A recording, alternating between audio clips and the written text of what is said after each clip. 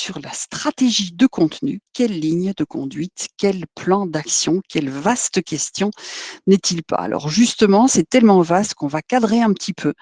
Donc, qu'est-ce qu'on entend par stratégie de contenu? Ce que je propose dans cette petite heure qu'on va passer ensemble, c'est de prendre le temps de reconsidérer ou de considérer, selon le cycle de maturité dans lequel vous êtes au niveau de la stratégie de contenu, de reconsidérer les fondamentaux d'une stratégie de contenu. Et ces fondamentaux tiennent en peu de questions. C'est quoi dire? Quoi faire? Pour qui? Pourquoi le dire? Quand? Où? Et comment le faire avec sens et économie? C'est en cela, évidemment, qu'on va parler de stratégie, sinon on est dans la production de contenu. Alors le pour qui, c'est important. Je vous donne l'exemple, j'y pense maintenant, à un client avec qui nous avions une discussion pas plus tard que la semaine dernière. C'est un client éditeur de logiciels dans un domaine particulier qui est le domaine de la restauration. Donc, c'est un logiciel dédié à la réservation dans la restauration et qui me disait que cette année, il voulait vraiment beaucoup plus se rapprocher des cibles qui sont déjà assez matures dans le cycle décisionnel et donc travailler sur la, l'éducation et la pédagogie et sur plus la persuasion que sur de la sensibilisation à l'idée que le marketing dans la restauration devient un élément fondamental de la chaîne de valeur. Donc on est effectivement ici dans une circonscription beaucoup plus forte de la cible qu'on va prioriser cette année. Et pour preuve, c'est qu'ils viennent de mettre en place un nouveau pricing, donc une nouvelle offre de prix avec des nouveaux abonnements et que du coup, on doit revoir un peu les personas et comment adresser ces personas par rapport à ce nouveau pricing qui a été presque cousu main pour les 3 personas prioritaires, justement. Donc voilà un peu les questions. Quoi dire? Quoi faire? Pour qui? Pourquoi le dire? Quand? Où? Comment le faire avec sens et économie? Sur le où, on travaillera sur la convergence des médias, se dire que même si on va effectivement arroser, entre guillemets, Facebook, Pinterest, Instagram, LinkedIn, Twitter, on ne le fera pas de la même manière au même moment, cela va de soi. Pourquoi le dire? Les raisons, effectivement, les déclencheurs vont être très importantes. Sur le quoi faire, une précision également, on voit nettement depuis 2 ans l'évolution des types de contenus qu'on produit, à savoir que on voit à quel point on se retrouve aujourd'hui dans une nécessité d'être créatif et de travailler sur du multimédia, du plurimédia et que même au niveau du SXO ou du SEO, on ne peut plus se contenter de faire du textuel et de l'article de blog. On est obligé aujourd'hui de travailler sur une expérience éditoriale beaucoup plus riche pour différentes raisons, parce que les internautes lisent moins, parce que énormément de choses se font aujourd'hui sur le mobile, sur la tablette, et qu'on sera sans doute dans des expériences beaucoup plus ludiques que l'émotionnel et que l'affectif vont jouer énormément aujourd'hui dans le lien et l'engagement entre la marque et ses cibles, et que juste un discours froid qui est concentré sur des mots et sur de l'optimisation de mots ne suffit pas. Donc on est beaucoup plus aujourd'hui dans une richesse éditoriale et dans une variété. Ça, c'était pour l'introduction. Et sur le cadrage général, se dire que la raison pour laquelle une stratégie de contenu est nécessaire et pour laquelle ces questions doivent être posées, du quoi produire, quoi faire, comment, quand, etc., c'est que on se retrouve aussi dans un contexte de saturation, que votre production de contenu doit viser des objectifs précis qui ne sont pas juste que de produire du contenu parce que d'autres produisent du contenu, parce que les concurrents le font et parce que le SEO le fait, l'exige. On verra d'ailleurs aussi que le SEO aujourd'hui n'exige pas nécessairement et uniquement que vous produisiez des contenus, mais que vous optimisiez en amont l'expérience de recherche, ce qui n'est pas tout à fait pareil. On a encore beaucoup trop de clients qui ne joignent pas leur Google Analytics à la recherche interne de leur site internet et ou donc qui oublient et qui négligent d'aller vérifier l'expérience de recherche en interne, c'est-à-dire sur le site, une fois que le trafic est entré sur le site. Donc, la production d'un contenu va viser des objectifs particuliers. L'effet de masse ne peut pas l'emporter sur la finalité de la communication. C'est une autre grosse tendance des 2 dernières années, de voir qu'on sera plutôt dans une économie de contenu et dans du slow content, comme on aura tendance à dire, plutôt que dans du contenu à tout crin et en production de masse. Que dans ce slow content, on verra également que ce n'est pas un contenu qui est émis par la marque et insufflé à ses publics cibles, mais qui va être vraisemblablement co-construit par la marque et ses publics cibles ou ses parties prenantes. C'est un peu ce qu'on vient d'aborder sur le webinaire précédent, hein, la récolte des contenus métiers, où on voit que cette co-construction du discours de marque avec les responsables métiers, les responsables produits, et derrière permettre effectivement à ces clients de participer à cette conversation, à cette discussion, va permettre de prendre encore plus de sens. C'est aussi une grande tendance. La logique du contenu service oblige à couvrir tous les besoins du parcours client, donc on ne produit pas des contenus qui ont une durée de vie courte, on produit des contenus pour enrichir l'expérience, pour agrémenter l'expérience autour de la marque, autour du produit, pour s'intégrer dans l'expérience globale du client et pas juste dans l'utilisation du produit. On n'est pas que dans la valeur d'usage, on est effectivement dans la valeur d'expérience. Et du coup, on doit chaque fois challenger aussi nos partis pris, nos biais et nos intentions ou les thématiques qu'on veut aborder dans cette logique du parcours client, du parcours de clients niche, de sous-segments de clients, de problématiques très particulières quand on est loin dans le parcours client. Mais à tout le moins, on doit effectivement s'assurer qu'on n'est pas juste dans les marronniers, par exemple, dit-elle juste à la veille de la Saint-Valentin. Enfin, on dira également que le contenu reste l'arme secrète du référencement, mais en même temps, ce contenu n'est pas que textuel, comme je vous l'ai dit. J'ai parlé du podcast juste avant dans la récolte des contenus métiers. Il faut savoir que le podcast, en termes de maillage, pour le maillage du contenu, est assez riche et assez favorable, puisqu'il va permettre une bonne viralité, il va permettre effectivement un bon partage, et donc il va permettre d'équilibrer le contenu à la fois sur le volet du contenu qui va être produit, hein, du contenu qui va être produit par nous-mêmes, du contenu qui va être gagné, puisque ce contenu podcast va générer aussi de la conversation, et dans la conversation qu'il va générer, on va récolter du coup des retours qui vont permettre du coup d'enrichir en fait la thématique avec de nouveaux contenus. Donc on rentre là dans une logique conversationnelle, d'enrichissement permanent, dans une logique beaucoup plus de partage de la prise de parole avec ses cibles. Et c'est ce qui fait la richesse effectivement d'une stratégie de contenu, et qui du coup fait aussi son côté un peu de construction permanente, un work in progress, et non pas quelque chose qui va être verrouillé, comme si on avait un programme de contenu ou un régime diététique dont on ne sortirait pas. Ce n'est pas le cas. Et enfin, dernier aspect, on est bien logé, nous, à cette enseigne-là en tant qu'agence qui fait du conseil, de la production de contenu et de l'accompagnement et du pilotage, c'est que le contenu coûte cher.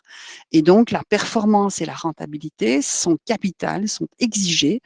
Nous avions encore la semaine dernière un prospect qui nous demandait, dans notre stratégie de contenu, on a fait une offre pour de la stratégie qui demandait de la vidéo, de la vidéo. La vidéo, ça coûte cher à la base, et tant qu'on n'a pas couvert tout le prisme des besoins essentiels sur le fameux parcours client, sur d'autres types de contenus qui sont des contenus services, eh bien, la question n'est pas qu'on va produire de la vidéo pour produire de la vidéo, on va plutôt produire des contenus sur des thématiques et utiliser la vidéo pour servir ces thématiques et donc en sachant qu'en plus les clients avaient un budget limité. On reviendra sur ces questions. Donc la rentabilité et la performance sont essentielles. Comment est-ce qu'on va mesurer cette rentabilité et cette performance en amont? Dans le contexte, on va avoir un marketing qui est focalisé sur des attentes des consommateurs surinformés. On a un consommateur qui est acteur client qui co-construit le discours de marque, comme je le disais. Donc, c'est important de le co-construire, ce discours de marque, et de se partager cette prise de parole. On a une concurrence informationnelle extrême, alors que l'offre est identique ou similaire. Et donc, comment est-ce qu'on va se positionner? Comment est-ce qu'on va se singulariser? Et on a un comportement de recherche et de désintermédiation qui incite à produire en masse. Puisque, on le sait, 50 à 60% de l'activité de l'internaute, c'est de la recherche d'informations, c'est du butinage avec un objectif derrière, et que donc on aura tendance, on aura envie d'aller pouvoir produire effectivement une masse de contenu pour s'assurer de répondre à tout. J'évoquais juste avant le fait que sur des sites e-commerce, on est amené à produire des pages qui font 1000-1200 mots pour s'assurer d'être visible sur des cocons sémantiques, hein, des champs sémantiques et lexicaux très denses. Et néanmoins, tout l'enjeu de la qualité des contenus produits sera d'avoir produire 1200 mots qui soient utiles et qui soient vraiment intéressants avec cette logique de service. Alors, vous avez cette couverture, vous la connaissez certainement, vous vous en souvenez sans doute, c'était la couverture, ça date quand même, hein, parce que ça date de 2009, je pense, 2008-2009. You control the information age, welcome to your words, c'est le dernier numéro du Time de chaque année qui élit la personne de l'année. Et alors, c'est intéressant que 10 ans, même plus de 10 ans après, on se retrouve encore énormément sur des sites Internet ou dans des stratégies de contenu et du content marketing à précisément ne pas laisser la place au public final, au public cible, et à s'arroger tout seul cette prise de parole individuellement ou égoïstement, ou est-ce que c'est une peur effectivement du coup d'avoir des retours de ce public, d'avoir des retours de flamme, là encore dernièrement, hein, de nos clients qui ne étaient plus sur du SEO, mais vraiment sur du content marketing, nous disaient qu'ils craignaient que du coup, sur Facebook, ça allait créer des problèmes puisque les gens déjà se plaignaient sur Facebook. Et donc, effectivement, il y a un problème. Si on se plaint sur Facebook, il faut régler des questions avant de se lancer fleur au fusil dans du content marketing.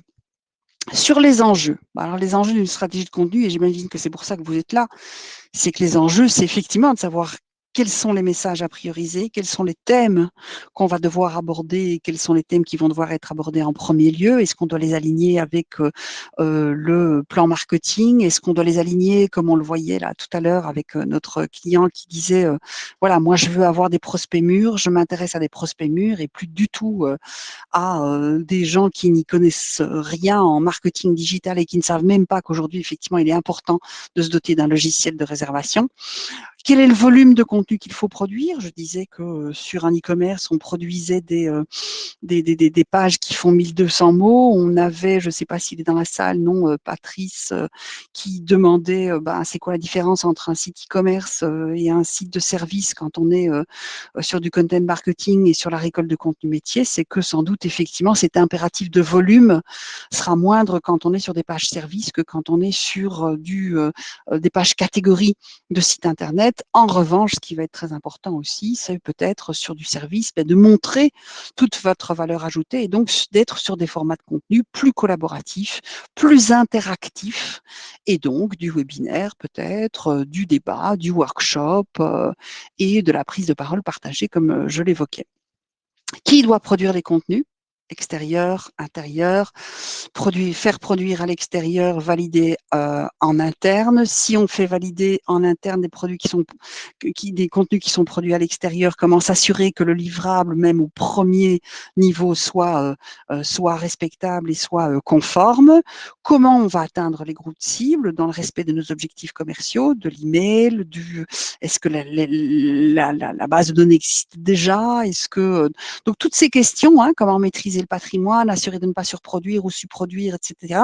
Toutes ces questions-là, ce sont les questions qui vont euh, préalablement se poser au moment de la stratégie, qui sont tout à fait pertinentes. Et une des grandes réponses déjà, c'est de se dire qu'en fait, dans une stratégie de contenu, il y a toujours 4 types de contenus, en fait. Il y a les contenus qui vont être des contenus concurrentiels et des contenus que vous allez devoir faire, soit beaucoup au début parce que vous devez gagner en notoriété, et donc vous devez montrer tout le prisme en fait de l'expérience que vous procurez. Et donc ces contenus concurrentiels, typiquement les marronniers, hein, sur la Saint-Valentin, vous allez devoir produire quelque chose, sur le salon de l'auto, vous allez devoir produire quelque chose, sur les impôts, la déclaration d'impôt, vous allez produire quelque chose. Le problème de ces contenus concurrentiels, c'est que forcément, on va se retrouver dans une logique, si vous voulez, qui soit nécessite que vous ayez vraiment une tonalité ou une singularité dans le traitement éditorial que vous en faites, soit par contre, ce sera presque perdu parce que ça va attirer pas mal de trafic, mais ça va pas convertir derrière nécessairement. En deçà de ce contenu concurrentiel que donc on va utiliser, mais dans une certaine proportion, on a les contenus focus ou les contenus essentiels, qui sont eux, pour le coup, vraiment associés à votre proposition de valeur à vous, à vos éléments différenciants à vous, et donc qui vont vous permettre davantage de vous positionner vous et qui sans doute auront un angle et un prisme qui sera singulier, original, unique. D'accord?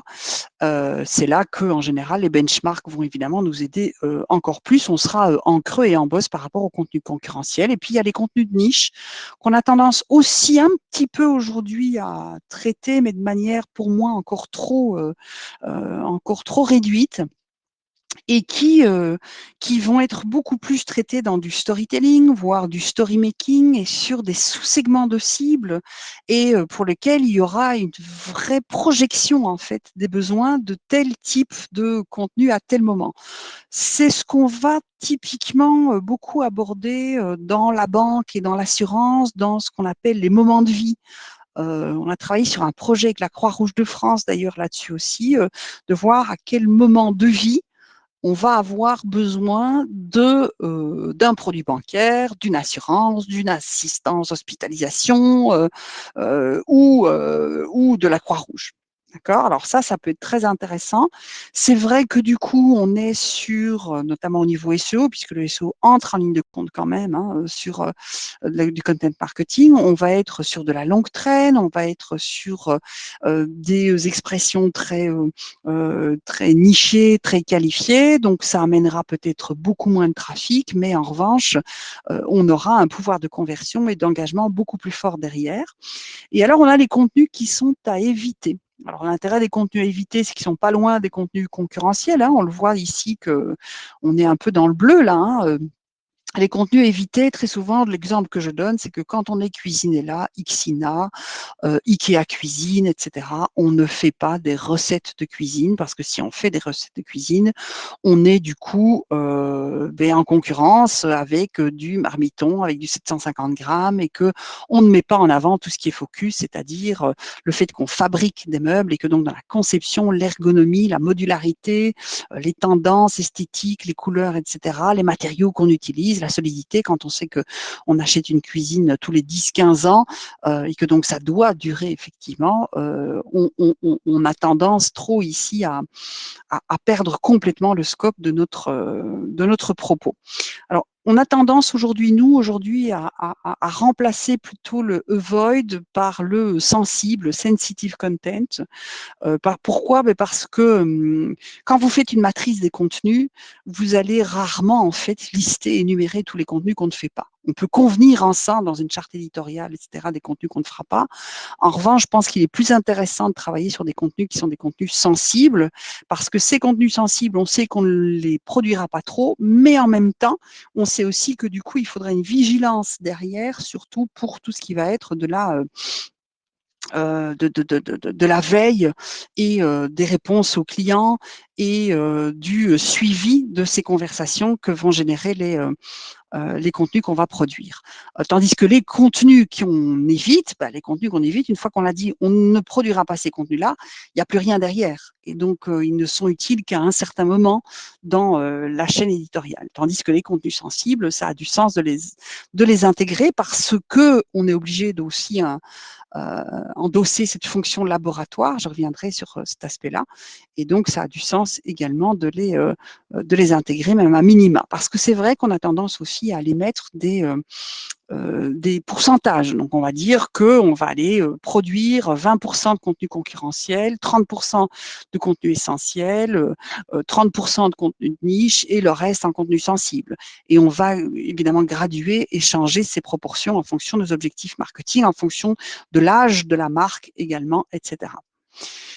Donc, rentrons dans le vif du sujet après ces questions. Vous connaissez sans doute ce tableau que j'aime beaucoup, le tableau périodique du content marketing, du marketing de contenu, qui est, alors nous, on l'a en grand chez nous, en A4, en A3, voilà. Et on le présente très très souvent à nos clients qui disent on veut faire du content marketing et qui va vous permettre effectivement de voir déjà qu'est-ce qu'on va avoir comme format, article, présentation, infographie, vidéo, images, imprimés, événements, communiqué de presse, jeux, applications, etc. On va avoir des types de contenu, une typologie. On va avoir les plateformes, d'accord, les médias, les supports. On va avoir les indicateurs, très importants, les indicateurs. On va avoir les objectifs. Et puis, on va avoir plus tous les aspects émotionnels. Je vous ai dit tout à l'heure, de plus en plus, on va vers une richesse, une variété éditoriale. Donc, c'est important de travailler sur le côté affectif, le sentiment. C'est ça qui va mettre corps et qui va donner effectivement de la chair et de l'émotion à vos contenus et donc de la relation avec vos cibles, puisque c'est le but du content marketing, et évidemment la checklist. Donc, c'est pas mal de se le prendre celui-là et d'aller le mettre quelque part et de faire pourquoi pas un premier atelier en évoquant ces différents, voilà, tout le prisme de ces différents éléments-là.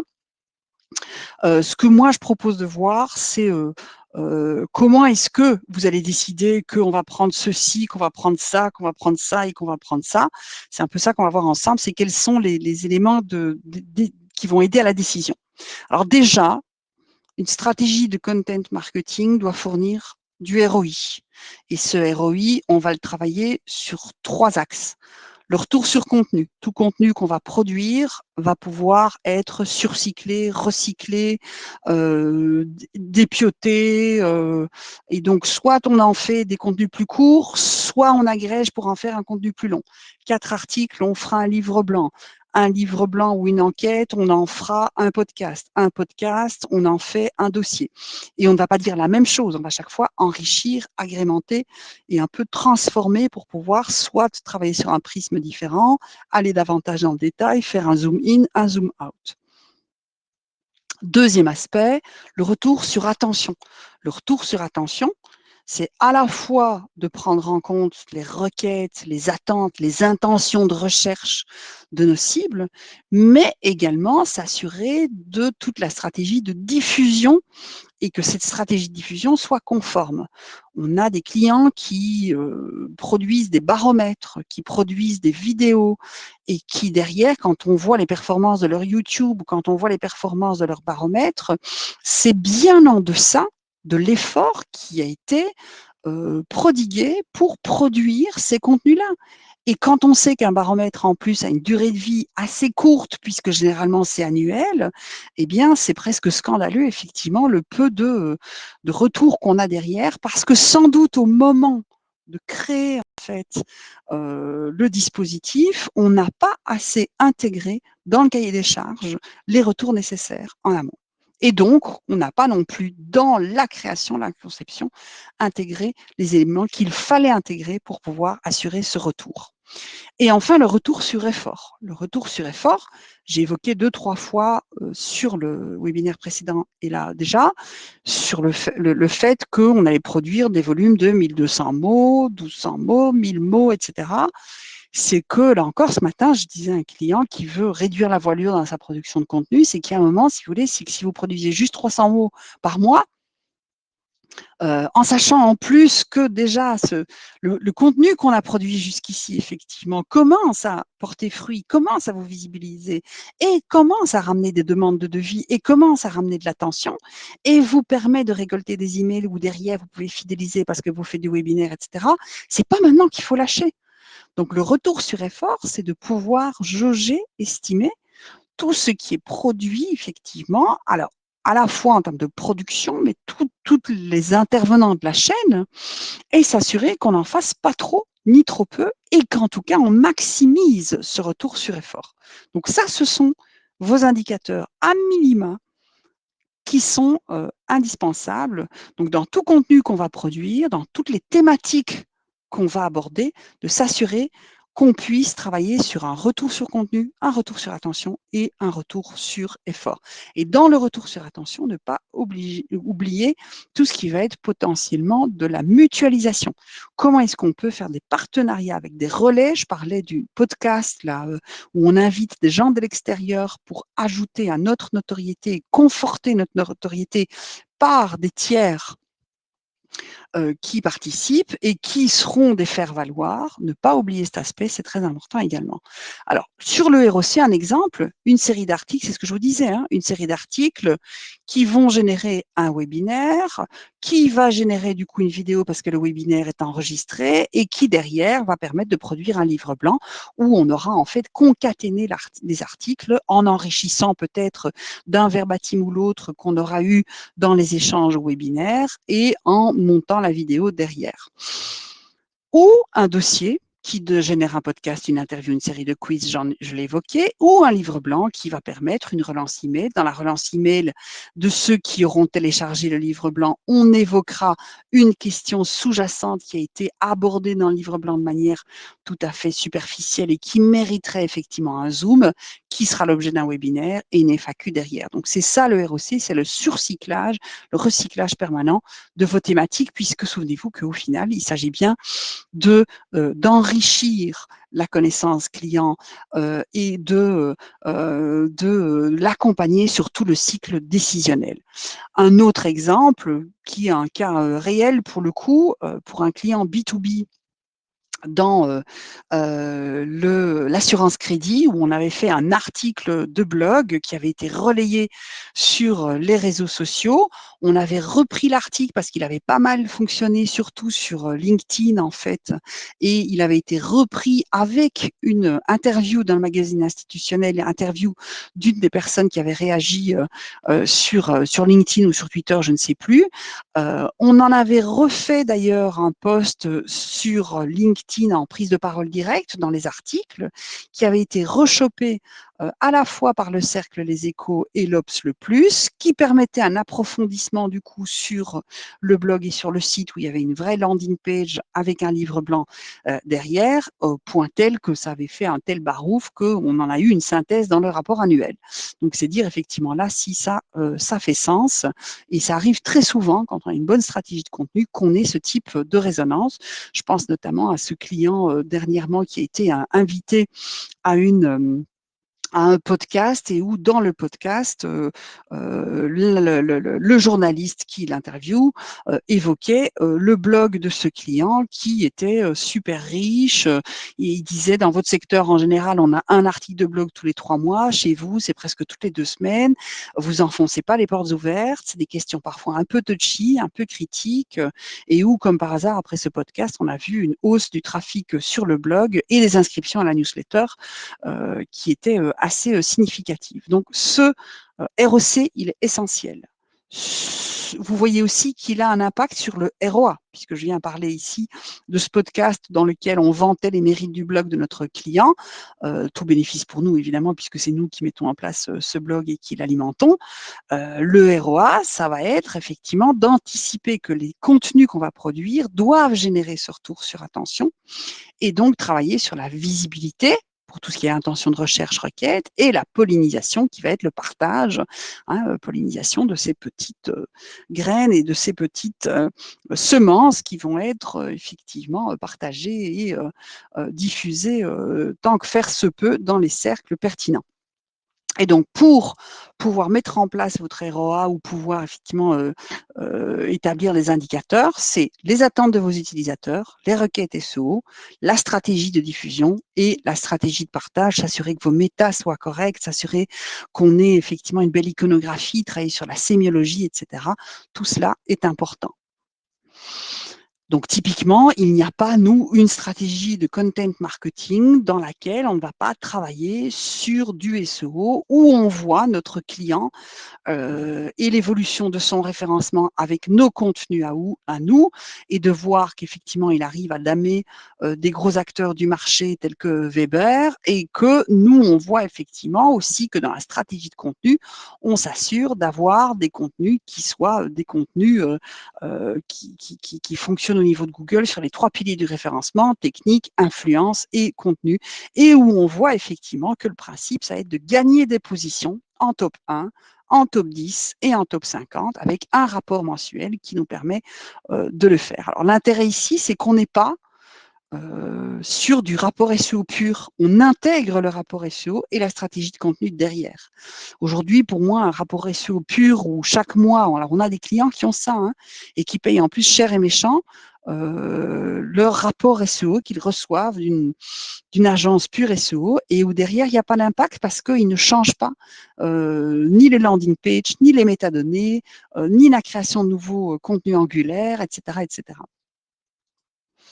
Le ROE, donc c'est faire moins mais mieux, donc c'est rationaliser. Et en sachant que dans le rationaliser, c'est quoi? C'est en fait quand on va produire des contenus et qu'on va prendre le parti pris de oh, je veux de la vidéo parce qu'on m'a dit qu'aujourd'hui 70% des contenus ou du trafic est généré par de la vidéo, c'est de voir les conséquences des actions. C'est-à-dire que c'est les conséquences que si on fait de la vidéo, ça veut dire qu'on va être quoi? Ça veut dire qu'on va être sur du social, ça veut dire qu'on va être sur du YouTube, ça veut dire que, mais c'est quoi la cible? Si on est en B2B, est-ce que ça va fonctionner? Est-ce que la vidéo du B2B ne sera pas davantage une vidéo utile dans laquelle on a de l'échange, du webinaire, et donc c'est ça, le ROE, c'est dans le retour sur effort de faire moins pour mieux, d'économiser, de miser aussi une certaine écologie de l'attention avec le côté permaculture, c'est-à-dire de pouvoir enrichir à chaque fois les contenus qui existent plutôt que de produire du Kleenex et de combiner évidemment tous les leviers. On revient à cette notion du ROC. Alors typiquement, ça veut dire déjà que dans cette posture de stratégie de content marketing ou de programme de contenu, on va avoir, alors on a vu la matrice des contenus, les contenus concurrentiels, les contenus focus, les contenus de niche, les contenus sensibles ou à éviter. Et ici, on voit qu'il y a toujours 3 modalités en fait dans la chronologie des contenus. On a soit des campagnes où on va être sur du matraquage, on est très fort dans du transactionnel, on est très fort dans du contenu d'attention, on veut attirer l'attention, on veut faire croire des choses aux gens, même si ces choses sont vraies, c'est néanmoins quand même du faire croire, on est sur un axe psychologique beaucoup plus transactionnel. Soit on est sur de la mise à jour, et ça, c'est ce qu'on appelle la fonction fatigue. Donc là, on n'est plus sur du Facebook, sur du quotidien, sur de la relation, on est sur de la considération. Donc, on veut en permanence rester dans l'engagement auprès de la cible pour qu'elle comprenne qui on est, pour qu'on soit dans l'affectif, justement. Soit on est en mode projet, et le mode projet, on est beaucoup plus là sur la conversion parce qu'on est dans du contenu service, dans cette logique d'inspiration. Et en mode projet, on veut faire les choses. Alors, vous voyez, là, tout cela, ça se coordonne. Hein, c'est-à-dire que typiquement dans un projet, on a des mises à jour, on a des campagnes. D'accord? Un projet, ça va avoir une durée de vie de plus ou moins 2, 3 mois. Alors ici, on voit que c'est permanent parce qu'on est en mode projet en permanence. C'est un peu des temps forts, si vous voulez. Et donc typiquement, je prenais mon exemple de logiciel de réservation de restaurant, ça va être un temps fort, ça va être le no-show, hein, le fait de tous ces clients qui viennent dans des restaurants qui ne viennent pas dans les restaurants alors qu'ils ont réservé 4 couverts, 6 couverts, 8 couverts et parfois demandent un gâteau d'anniversaire et autres. Et donc la problématique du no-show et la problématique du coût derrière de l'empreinte bancaire et cetera, qui est un peu compliquée dans notre culture aujourd'hui. Une autre problématique, ça va être, la gestion de votre restaurant, le plan de table, et donc gestion soit par les couverts, soit par les tables. Donc ça, c'est un autre projet pour sensibiliser les restaurateurs à maximiser en fait la gestion de leur plan de salle, par exemple. Un autre projet, ça va être la réputation et le référencement qui va permettre aux restaurateurs de sensibiliser au fait qu'aujourd'hui, plutôt que d'être soumis à des TripAdvisor, à des La Fourchette et autres, c'est important d'avoir ses propres canaux et sa propre logique aujourd'hui de canaux entrants. Donc, voyons, les projets, en fait, c'est des grandes thématiques générales qui sont les problématiques de nos clients et qui nécessite plusieurs actions en dessous et plusieurs produits ou services complémentaires pour aider le client à sortir de cette problématique et à résoudre ces problématiques. Et donc, c'est normal qu'on va avoir besoin de mise à jour pour, de manière assez fréquente, aller reposter des extraits du livre blanc, des e-books et des dossiers en articles, en posts, en tweets, en quiz, etc. Donc là, vous voyez que en fait, là où on aura tendance très souvent à être sur de la campagne d'un côté, et puis, des mises à jour sur la campagne, on a très rarement, en fait, une vision beaucoup plus holistique dans cette articulation-là, campagne, mise à jour et projet. Or, c'est ça qui va permettre de consolider et qui va permettre de construire à un moment un fort patrimoine en content marketing. Alors du coup, pour pouvoir avoir ce programme de contenu beaucoup plus riche et on va dire, beaucoup plus aussi complet, hein, on va avoir besoin de quoi? De contenu, forcément, de leviers, d'outils et d'instances. Qu'est-ce que ça veut dire? Alors sur les contenus, s'entendre sur la quantité et la qualité des contenus. J'évoquais juste avant sur le webinaire que quand on est sur un e-commerce et qu'on doit produire des pages transactionnelles pour visibiliser le site, parce que c'est le site qui est, lui, générateur de chiffre d'affaires, et qu'il faut qu'il soit dans le top 20, top 30, top 10 sur une masse de mots-clés qui sont des mots-clés qui vont permettre d'arriver sur les pages produits, ces pages catégories, elles vont nécessiter une grande quantité, un grand volume de contenu, effectivement. Comment est-ce qu'on va associer la quantité et la qualité? Ça, c'est un gros, gros combat pour nous, ou encore trop de clients qui viennent chez nous. Comme ils ont besoin d'énormément de quantité, ils sacrifient la qualité. Et ils croient qu'en sacrifiant la qualité, ils vont effectivement obtenir au final et la visibilité et le référencement, et le client derrière qui va se convertir. Alors que, voilà, ça fait quand même 20 ans aujourd'hui, en juin, nous fêtons nos 20 ans, ça fait 10 ans qu'on fait du SEO au quotidien, et ce n'est pas les exemples qui manquent pour nous démontrer que l'un ne va pas sans l'autre, même sur du SEO aujourd'hui. Les formats et les médias, j'ai évoqué tout à l'heure le fait que depuis 2 ans, ce qui est très important, ça va être la richesse des formats. Avoir de l'Instagram, c'est bien, mais ça ne suffit pas. Le Pinterest qui revient en force, Pinterest, puisque le troisième pilier du référencement aujourd'hui, le maillage est super important, et que donc on va avoir besoin de ce maillage pour consolider notre trafic entrant, puisque aujourd'hui Google a une posture de plus en plus qui est média plutôt que moteur de réponse à vos questions. Et bien souvent, les résultats dans Google sont tellement riches que les gens ne cliquent même plus sur les résultats Google. Et donc, ce n'est pas Google sur lequel il faut aujourd'hui le seul compter pour votre trafic entrant. On est beaucoup plus aujourd'hui sur une richesse. C'est pour ça aussi que très souvent, quand nous, on a une mission SEO, on va y intégrer de l'email, parce que l'email va permettre d'augmenter et de varier les sources de trafic. Si vous variez les sources de trafic, vous êtes mieux positionné parce que votre trust rank va augmenter également. Et donc, on va avoir de nouveau un programme beaucoup plus complet dans les formats et les médias. Et dans les formats, j'ai évoqué le podcast, j'ai parlé de la vidéo. Alors, il y a la vidéo mobile aujourd'hui qui fonctionne pas mal du tout aussi. Mais de nouveau, dans cette logique de retour sur contenu, ce qui va être intéressant, c'est soit de filmer des webinaires, soit de filmer des ateliers, de monter derrière des ateliers et de faire converger les formats et les médias pour pouvoir derrière, de nouveau, surcycler ou recycler.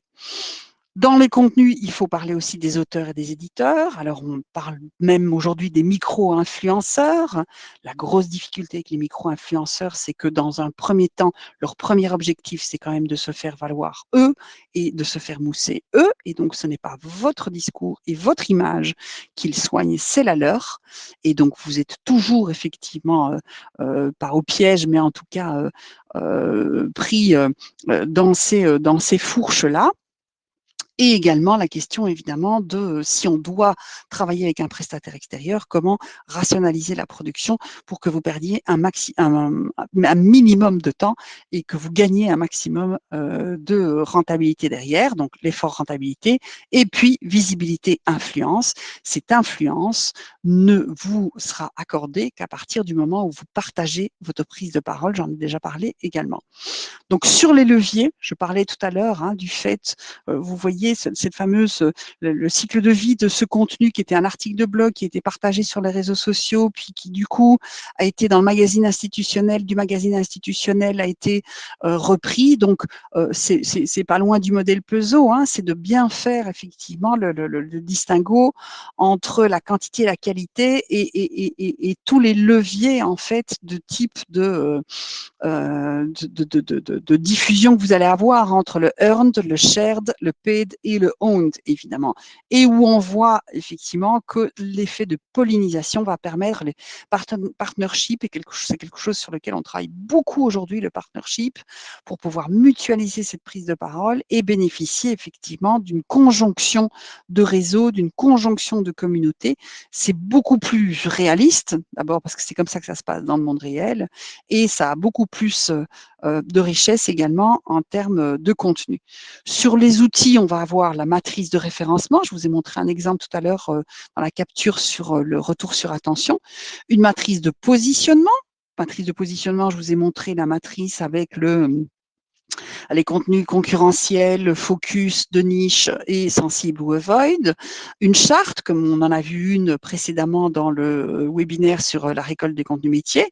Un plan de contenu et un calendrier. Ici, on a le programme plan de contenu avec l'aspect calendrier. Je vous ai montré aussi dans récolte des contenus métiers, c'est-à-dire que ce programme est simplement intégré du coup dans un calendrier, dans une chronologie, et donc qui permet aussi, en travaillant sur le programme et le calendrier, du coup, de ne pas jeter les contenus une fois qu'ils sont produits. On les reprogramme simplement un mois plus tard, 2 mois plus tard, voire un an plus tard, si c'est une question de saisonnalité.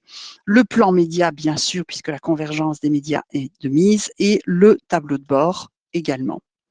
Sur les instances, donc on a parlé du fait des auteurs et éditeurs, bien s'entendre sur qui est en charge du sens et du message, de la proposition de valeur, de l'ergonomie, très important l'ergonomie, et c'est ce qu'on voit bien souvent aussi dans le tableau de bord SEO, c'est qu'on va avoir un trafic entrant qui augmente, mais derrière, s'il n'y a pas un travail sur les taux de rebond, sur le click-through, sur la recherche interne pour bien voir que ces pages, une fois qu'on est dessus, ne génèrent pas des mots-clés supplémentaires ou des requêtes supplémentaires en interne qui resteraient sans réponse.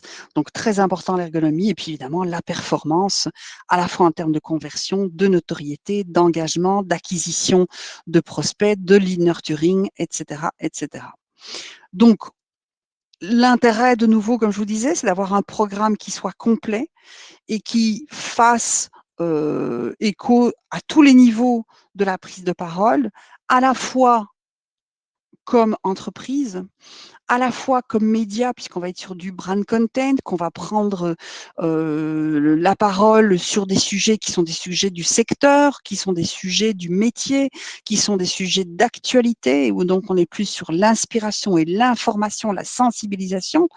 L'email qui va permettre cette proximité, ce relationnel où on est un peu entre soi avec nos prospects et nos clients, et qui donc vont consolider en fait l'engagement, et où il sera nécessaire de de travailler effectivement sur du relationnel, et puis le réseau social qui sera davantage sur l'aspect de la communauté, qui va permettre de rassembler en fait toutes les voix pour avoir cette posture beaucoup plus de partage, de conversation, et où on est vraiment là dans du social en combinaison avec l'email. Donc c'est un cycle vertueux qui va s'organiser, s'articuler en 3 étapes. Première étape, on va mesurer le SEO aujourd'hui. Que fait la concurrence? Souvenez-vous, la matrice là, des contenus, hein, les contenus concurrentiels, les contenus focus, pour comprendre en fait tout le prisme aujourd'hui, voir en creux en bosse, comme je disais tout à l'heure, ce dont les autres parlent, ce dont ils ne parlent pas, avec cette posture média, c'est-à-dire au fond, qu'est-ce qui aujourd'hui dans le paysage sur nos thématiques est traité, n'est pas traité, et comment est-ce qu'on peut prendre notre place et où est-ce qu'on est légitime là-dessus. C'est que ça qui va permettre en fait d'avoir une place et de planifier en fait un vrai programme de contenu qui soit singulier, qui soit original et qui va permettre de n'être pas que dans du concurrentiel ou que dans du avoid à la marmiton, comme je disais tout à l'heure, ou dans du sensible parce qu'on voudra absolument attirer l'attention. Je pense notamment à ces discussions qu'il y a eu pour mes amis belges sur LinkedIn dernièrement, sur une pub Carrefour qui a scotché une banane au prétexte que la veille, hein, le fameux newsjacking, au prétexte que la veille, il y avait eu une exposition d'artistes où un artiste avait mangé une banane qui était scotchée contre un mur. Je ne sais pas si vous vous souvenez de cette histoire, typiquement du newsjacking, et où on se demande bien derrière ce que Carrefour a été fait à récupérer cette chose-là pour vendre ses bananes sur son site internet. Donc planifier, gouverner, très important la gouvernance. La gouvernance suppose qu'on maîtrise à la fois ce qui a été dit, ce qui n'a pas été dit, ce qui a été commenté, ce qui nécessite d'être enrichi, d'être précisé. Donc c'est comme de l'orchestration, quoi. C'est qu'il faut effectivement, et aussi dans la prise de parole, les tone of voice, le registre, à la fois prendre du recul, à la fois faire participer tout le monde, éviter un glissement. Très souvent, quand je donne des conférences, le retour que j'ai, c'est on avait mis en place une charte, on avait mis en place une matrice, on a maintenant un nouveau responsable marketing ou un nouveau responsable produit qui dit que non, qui fait à sa mesure, qui fait à ça. Ça n'est pas possible, on ne peut pas travailler sur son quant à soi et on ne peut pas mettre à mal des projets qui parfois d'ailleurs dans la mise en place de la planification et de mesure prennent déjà énormément de temps. Et après, se dire que si on produit du contenu, c'est pour engager. Et donc, on ne produit pas pour produire, c'est qu'il faut associer la production à l'engagement, d'où cette logique de diffusion, d'où cette logique de nurturing, d'où cette logique d'animation de communauté. Et bien sûr que cet engagement, on ne mesurera son succès que si on a des indicateurs de performance, et c'est pour ça que c'est un cercle vertueux, un cycle vertueux, parce que l'engagement veut dire mesure, le reach, les commentaires, les prises de parole, les commentaires positifs, négatifs, les sentiments que ça génère, etc., etc. Et dans la mesure, on aura du SEO, des indicateurs de performance, de l'UX évidemment, donc tout ce qui va être expérience, donc ça, on est sur le taux de rebond, on va être sur le click-through, sur les visites récurrentes, sur les étapes de conversion de je suis un visiteur unique, primo-arrivant, primo-visiteur, et puis je m'abonne à la newsletter, je clique ici, je reviens là, je suis inscrit au webinaire, je reviens de manière récurrente depuis 2 ans, depuis 3 ans. Tous ces aspects-là vont entrer dans la mesure et dans la compréhension effectivement, en fonction de vos personas, bien évidemment. On va planifier et anticiper comment? Ben, en essayant de trouver du sens et en priorisant les messages, comme on l'a déjà vu, en travaillant sur une singularité qui sera soit dans le prisme, c'est-à-dire l'angle de traitement qu'on va choisir de nos problématiques, la proposition de valeur. Est-ce qu'on est dans on est axé sur la problématique, on est axé sur la solution. Pour ceux qui étaient, sur le webinaire précédent, souvenez-vous, c'était, le prisme un peu où on est dans le libre arbitre ou la morale, la peur ou le côté pratique. Donc quel angle et quelle proposition de valeur on a, nous? On voit bien la différence, par exemple, entre un, Cuisinella et un IKEA ou entre un Cuisinella et un Ixina, par exemple, quand on connaît un petit peu, les cuisinistes. L'ergonomie éditoriale, très important. Je suis en plein recrutement, là, je recrute un chef de projet aujourd'hui et j'ai beaucoup trop de gens qui viennent en disant qu'ils savent écrire pour Internet, ou produire des contenus pour Internet et qui en fait non, parce qu'ils n'ont absolument pas pris en compte cette nécessité d'adapter la lisibilité, la perception des contenus, en tenant compte des contraintes d'affichage, des contraintes d'attention, des contraintes espace-temps des médias et des dispositifs en ligne. Utilité, attrait, pérennité, trois impératifs d'un patrimoine éditorial et l'expérience utilisateur, évidemment. Reprendre ces exemples-là dans les phases de planification. Et dans la production, les impératifs, c'est quoi? Assurer le push et le pull, travailler à la fois sur du lead gen, de l'acquisition, de la fidélisation, du nurturing du lead gen, et travailler sur les trois grands univers en fait d'une prise de parole plus en posture média aujourd'hui, c'est-à-dire la partie spectacle, montrer ce qu'on fait, montrer comment on le fait, montrer pourquoi on le fait. Le côté laboratoire, montrer qu'on tâtonne, qu'on cherche, interroger nos cibles, montrer les questions de nos cibles, partager les questions de nos cibles et de nos publics cibles. Donc le laboratoire, c'est tout le travail de work in progress, de la construction de notre identité, de notre réflexion, de nos marques, de nos. On parlait d'un baromètre là tout à l'heure. Ce sont des choses qui peuvent être très intéressantes, les baromètres, non pas pour afficher le côté spectacle, mais pour derrière, aller plus loin dans le côté plutôt laboratoire et puis le côté communauté pour le côté co-construction du discours, comme je le disais, et se permettre et oser échanger la prise de parole en étant émetteur et récepteur de cette prise de parole. Et ce n'est que comme ça qu'on arrivera en fait à avoir un équilibre, si vous voulez, dans la méthodologie entre ce que je dois faire et dire, ce que je peux faire et dire, et ce que je veux faire et dire.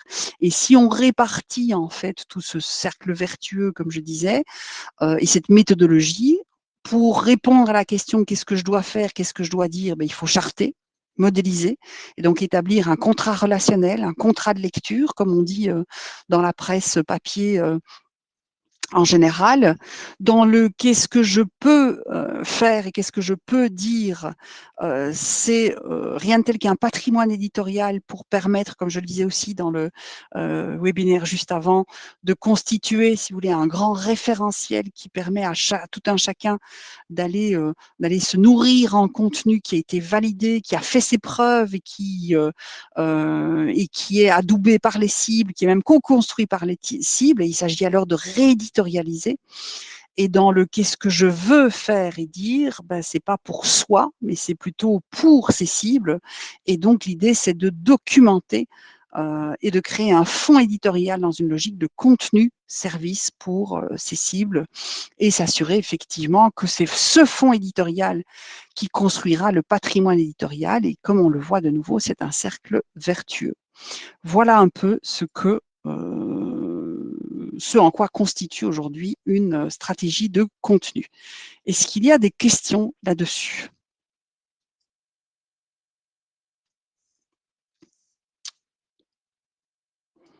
Question, pas question? Oui, Dominique, effectivement, c'est un beau programme bien riche, comme je l'avais promis, hein, je vous l'avais dit tout à l'heure. Hein. Posons-nous des questions et mettons en place un programme complet, une stratégie complète et riche. Et après, Rome ne s'est pas faite en un jour, et donc la stratégie de contenu ne se fait pas en un jour non plus. Il est utile effectivement d'y aller étape par étape, rien que la première phase de compréhension, bien souvent, prend pas mal de temps.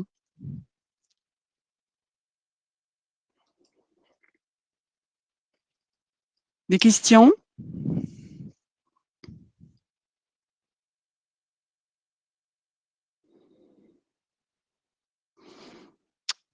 Dans tous les cas, comme je l'ai dit au précédent webinaire également, je suis à votre disposition. Nous sommes à votre disposition pour répondre à toute question que vous auriez par la suite. Vous recevrez le replay et le PDF de cette émission et de cette édition. Donc, n'hésitez pas, si vous avez des questions, vous les posez à hello@wearethewords.com. Comme je le disais tout à l'heure aussi, nous avons mis en place de nouveaux webinaires et vous avez également les podcasts qui traitent pas mal de ces questions-là. Donc, n'hésitez pas à poursuivre votre questionnement, votre réflexion et nous solliciter si besoin. Pour atteindre vos cibles, pose la question Conly, pour atteindre vos cibles, quelle approche favorisez-vous? Sondage, interview, étude de marché, quelle est la plus rentable en termes de coût et de temps? Alors, il n'y en a pas une qui va fonctionner plus que l'autre. Ce qui marche pas mal, Conly, c'est un peu de tout. L'étude de marché, elle est utile quand on n'arrive pas à trancher. Souvent, et alors aussi sur des niches ou sur des secteurs où il est très difficile de solliciter ces cibles parce qu'elles vont être très peu participatives, ce qui arrive également. Mais c'est vrai que nous, on aura davantage tendance à aller, je pense pas que vous étiez sur le webinaire juste avant, Quanli, sur la récolte des contenus métiers. On va davantage favoriser, nous, des interviews, sondages en mode atelier, workshop, en mode aussi focus group, etc. Et par contre, c'est vrai que dernièrement, là, on a recommandé une étude de marché parce que ce qui avait été mis en place, même après sondage et interview, ne donnait pas satisfaction. Et alors, par contre, si vous dites en termes de coût et de temps, je pense que s'il y a bien une chose, vous voyez, c'est un petit peu comme dans la cuisine d'un restaurant, c'est soit vous sacrifiez sur la qualité des produits et sur la qualité du chef mais à ce moment-là, ça veut dire que vous amputez déjà sur le chiffre d'affaires potentiel derrière. Donc moi, je ne suis pas sûre que la rentabilité, elle soit là. Et puis, il y a une autre chose aussi, c'est que l'atteindre les cibles, n'oubliez pas que c'est votre programme de contenu, Quanly, qui à un moment va être générateur, lui, de précision et d'ajustement de votre programme de contenu. Je donne un exemple. Pour Yuzu, Feu Touring Assurance en Belgique, donc une grosse compagnie d'assurance du groupe AXA, on avait un programme de contenu dont une partie, en fait, reposait sur des questions qu'on posait sous forme de sondage sur la page Facebook. Et donc, chaque mois, on posait une question, soit sur l'assurance voiture, sur l'assurance maison, typiquement, c'est si vous deviez changer vos châssis pour une autre raison que l'isolation, est-ce que ce serait pour éviter les vols, pour ceci, pour cela? Vous voyez, donc on posait des questions. Et en fait, les réponses à ces questions de la communauté généraient des idées de contenu et l'articulation des articles derrière qu'on allait produire. Et quand on revenait du coup sur la page Facebook pour diffuser les articles qu'on avait produits, on taguait les personnes qui avaient répondu. Et donc, il y avait une gratification aussi pour la communauté qui voyait que voilà, leur prise de parole et leur conversation ne restait pas lettre morte, qu'on tenait compte de ce qu'ils disaient et qu'on l'intégrait dans notre... Mais du coup, ces sondages et ces interviews, ça avait du sens, vous voyez, parce que ça faisait partie du programme de contenu. Vous voyez ce que je veux dire? Donc, faire attention que cette phase de préparation dont j'ai parlé là tout à l'heure, le comprendre et mesurer, c'est un cycle vertueux. Donc, ça veut dire qu'on ne fait pas juste une fois quelque chose pour pas y revenir. On a aussi des cas où on s'est pas royalement planté, mais on s'est parfois planté un peu par exemple, dans les contenus de niche qu'on a proposés et qui nous ont obligés, on est humain, trop humain, voilà, et on reste humble et c'est un métier d'humilité permanent. On a été amené à ajuster. Est-ce que ça répond un peu à votre question?